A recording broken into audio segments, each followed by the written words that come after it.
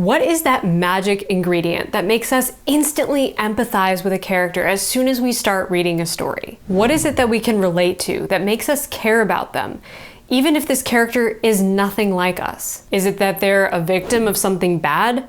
Or that they are fundamentally good and pure at heart? Or that they save a cat on page 1 and therefore we care about them? Nope, none of the above. What makes us care about a character and instantly relate to them is internal conflict. The one thing that every person on planet Earth can relate to. Welcome back. If you're new here, my name is Abby and I help writers make their stories matter and make their author dreams come true. And if that's something you're on a mission to do, you're going to want to subscribe to this channel. I post writing videos every Wednesday and I would love to have you here in the community. Okay, story time. About 7 years ago, I was really struggling. I always loved writing and I loved creating stories, but I felt like my stories were missing something. That magic ingredient that instantly transported me into another world when I opened a good book or started watching a new movie. That thing that makes us forget the real world even exists. I knew it was all about the characters because that's what I always loved about my favorite books and movies and TV shows was the characters, because I could watch them doing literally anything and I would care about it because I cared about them so much. But I didn't really understand what it was that made them lovable. Was it their personality, what they did, how they behaved, their sense of humor?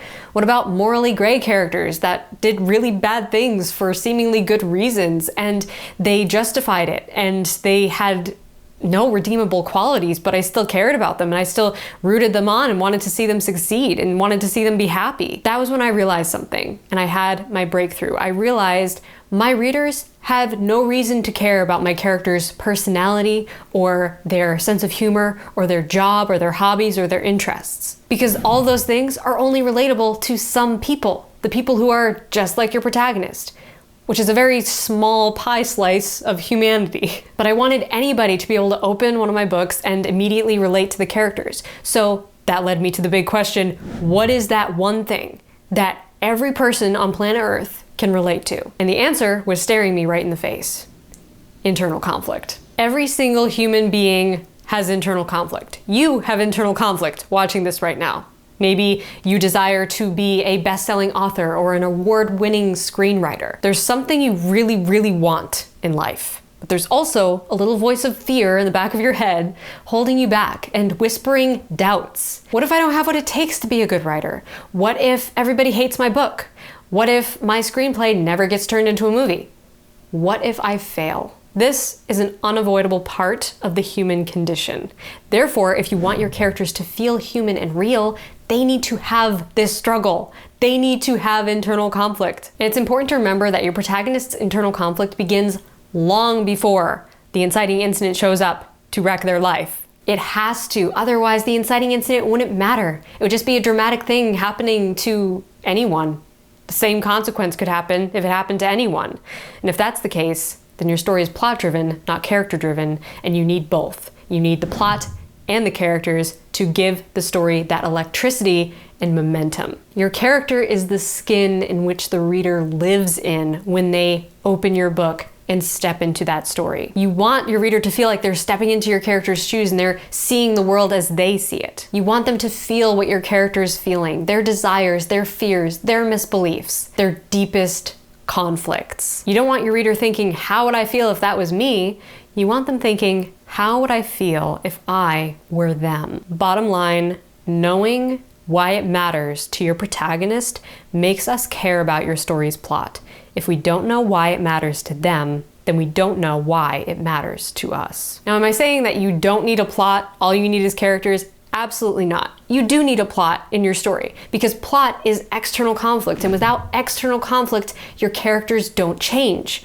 But without internal conflict, your plot is meaningless. If you don't find that delicate balance between those two things, your story will fall flat and it won't leave a lasting impact on your reader. Here's an easy way to look at it. External conflict, the plot, is about what happens, but internal conflict, the story, is about why it matters. This is why it's so vital to introduce the internal conflict first. because otherwise the plot is just a bunch of stuff happening to a random assortment of characters. I am constantly shocked by how many writers get this wrong. They rely so much on the external events and the exciting stuff happening and the exploding spaceships and the car chases and the life or death situations to add excitement and peril to their stories, but they never give us the opportunity to care about the characters on a deeper level, to see what they struggle with in the dark, alone, when nothing else is happening. That is the undeniable part of the human condition that we can all relate to. And that leads us to a big question. How do we show our reader our character's internal conflict? Now you might be thinking, okay, Abby, I know what my character's internal conflict is, I know what they're struggling with inside, but how much do they know? How self-aware are they? And how much should I show my reader? Great question. Let's break it down piece by piece with desire, fear, and misbelief. I like to think of it like this. Your character is aware of their desires. They may even have some inkling of their fears, though expressing them can be difficult. But they often remain blissfully unaware of their own misbeliefs and cannot directly identify their deepest flaws. If they could, we would lose that juicy, transformative journey that makes the story so captivating. An enlightened character at the beginning of the book leaves no room for growth, no room for change, and no lasting impact that we leave on the reader. Every one of us has a fatal flaw, or 2, or 3. Or 4. But most of us have no idea what these fatal flaws are. In fact, we often see our greatest weaknesses as our greatest strengths, because they are. We're constantly reframing our vices to be virtues so that we can stay in the comfort zone bubble of our established personality. For example, a tough and defensive character could pride themselves on always being super capable and never needing anybody's help. However, this could also lead to an inability to trust others and an inability to be vulnerable, which leads to a life of isolation and shuts them off from forging deep relationships that are built on trust. This is why internal conflict can sometimes feel forced or cheesy if the character is too self-aware of their own flaws. If they start to sound like their own therapist, overanalyzing every aspect of themselves and picking apart all the fatal flaws and all the negative traits that trip them up, chances are you're revealing a little too much of their internal conflict. Let's say, for example, you've crafted a deeply flawed and conflicted character named Pam.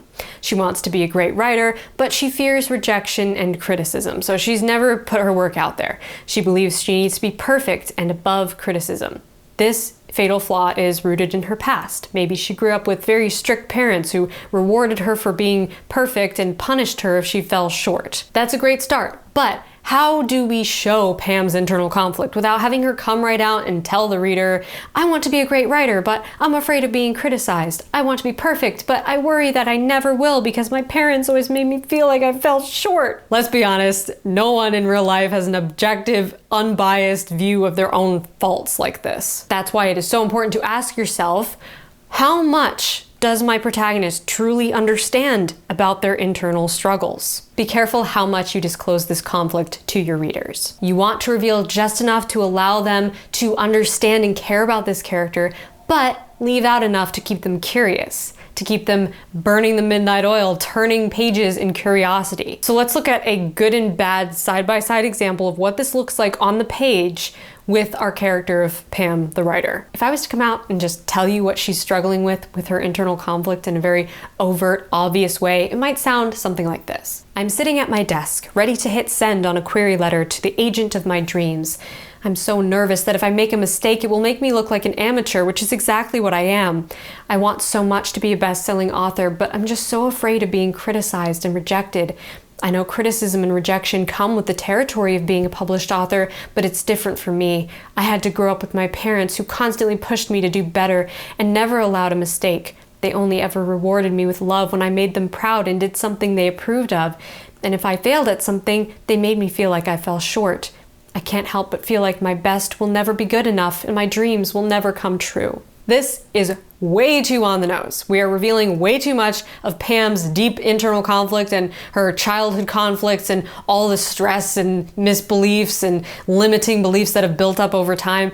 It's way too much all at once. And it's cringy because she's too self-aware of her own conflict. This is not how you want to reveal your character's internal conflict. Okay, you want to let it naturally flow through their actions and their decision-making. And as we see their decision-making process and the thoughts that repeatedly torment them, we can see what they're struggling with inside. So let's take this same scene with her sitting at her desk, ready to send this query letter to this agent, and show the internal conflict rather than just coming out and telling you it. You never have a second chance to make a good first impression. That's a motto my mother instilled in me at a young age, and it's Mom's voice I hear now whispering those words in the back of my mind as I proofread my query letter for possibly the 100th time.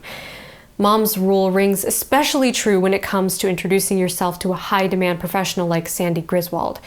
She's represented some of my favorite authors and landed publishing deals that sent books soaring to the top of the New York Times bestseller list. Is it possible she'll be interested in my novel too? It's a long shot, especially for a debut author with no accolades, no awards, no credits to my name.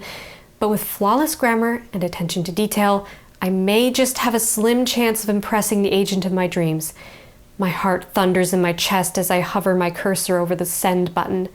Here goes nothing. Much better. We see Pam's anxiety and we can hear her perfectionistic inner critic that's at the back of her mind through every single line. All the internal conflict is still there, but we're solving the mystery ourselves and actively engaging with the story instead of just being told what to think. Balancing this may seem daunting, but don't worry.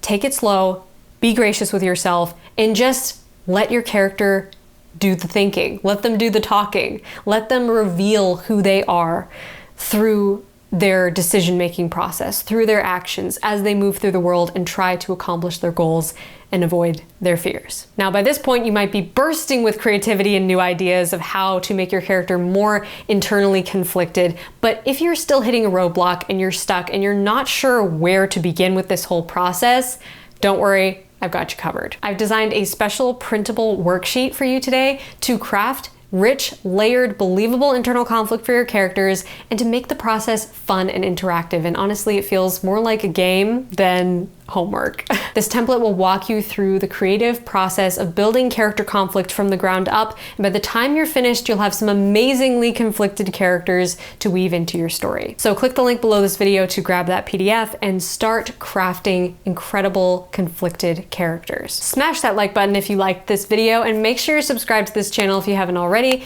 because I post writing videos every single Wednesday, and I'd love to have you here in the community. Also comment below and tell me, what is your character's main internal conflict? I would love to hear about it. And if you've already developed your character's internal conflict and you're like, I've been here forever, Abby, I know all about internal conflict, but I'm just struggling to show it instead of coming out and telling it, like we looked at in today's example, then I highly recommend checking out this video where I go deep into showing and not telling your character's internal conflict with side-by-side examples from my own writing to help you visualize this. That is a fantastic companion to this video, so I will see you over there. Until next time, my friend, rock on.